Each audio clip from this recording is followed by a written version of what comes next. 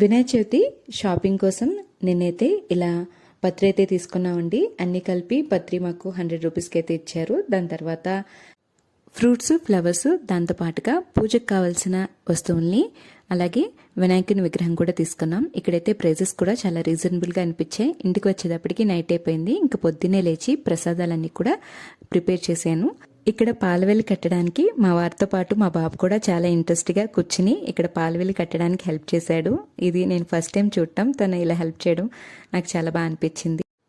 పూజ అయితే 11కి స్టార్ట్ చేసాం. పూజ అయ్యేటప్పటికి ఇంచుమించుగా 12:30 అయింది. ఈరోజు స్వామికి మేము నివేదించిన ప్రసాదాలు వచ్చి పులిహార, క్షీరాన్నం, చలివిడి, వడపప్పు, గారెలు, పానకం, కుడుములు, దాంతోపాటుగా స్వీట్స్, ఫ్రూట్స్ని నివేదించాం. అందరికీ హ్యాపీ వినాయక చవితి.